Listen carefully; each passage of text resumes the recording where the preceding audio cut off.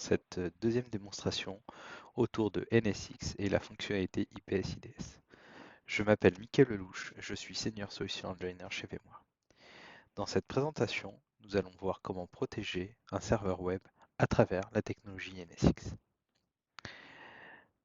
Comme vous pouvez le constater, nous sommes sur un environnement VMware vSphere avec un cluster de 3 nœuds et une machine virtuelle, serveur web, hébergeant un framework de type Drupal.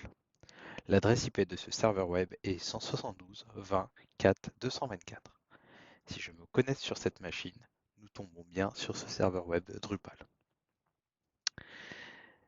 Malheureusement, dans mon système d'information, un attaquant a réussi à compromettre une machine et pouvoir arriver sur le réseau.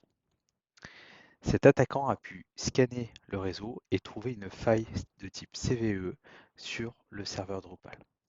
Il exécute un script qui nous permet de rentrer sur ce serveur à travers une vulnérabilité. Nous pouvons voir que, très simplement, en exécutant cet exploit, la machine est vulnérable et elle est compromise rapidement. Et voilà, un remote shell est ouvert depuis le serveur distant et l'attaquant peut prendre la main sur la machine très rapidement. En effet, je viens de lister le serveur web avec une commande de type ls depuis un shell distant. Si je retourne maintenant sur mon infrastructure NSX, je peux très rapidement voir que j'ai mis une règle de sécurité de type détecté uniquement et j'ai appliqué un profil de sécurité de type web. Qu'est-ce que ça veut dire? Arrêtons-nous 2 secondes dessus. Le profil de type web permet justement de cibler un environnement en particulier. En l'occurrence, dans ce profil-là, j'ai ciblé tout ce qui est serveur de type web. Ça veut dire Apache, Tomcat, 2IS, etc. Toute mon infrastructure pourrait être protégée facilement avec un seul et même profil. Cette attaque a réussi puisque je me suis mis en mode détecté uniquement.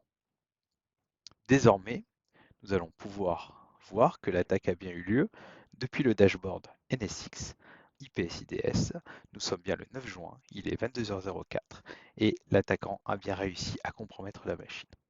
Nous pouvons voir l'adresse IP de l'attaquant, le port de communication, l'adresse IP de la target et le port de la target.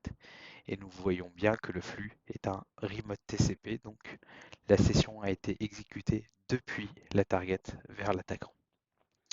Désormais, très simplement, je souhaite protéger ce serveur et l'ensemble de mes serveurs web. Je vais directement aller dans la partie IPS-IDS et donc commencer à passer la règle en détecter et empêcher. Le fait de passer cette règle en détecter et empêcher, instantanément, l'ensemble de mes serveurs web sont protégés par NSX. Je vais recommencer l'attaque.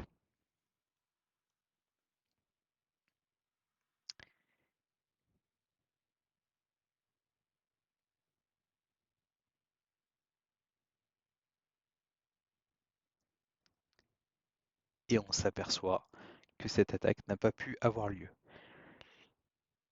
NSX vient de dropper la connexion et l'exploit a été totalement arrêté.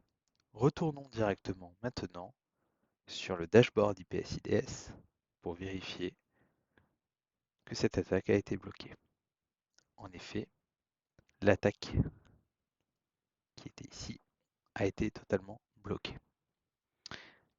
Voilà, très simplement, à travers NSX, il est possible de protéger l'ensemble de vos applications à travers la sonde IPS-IDS distribuée de NSX. Merci pour votre attention et à bientôt.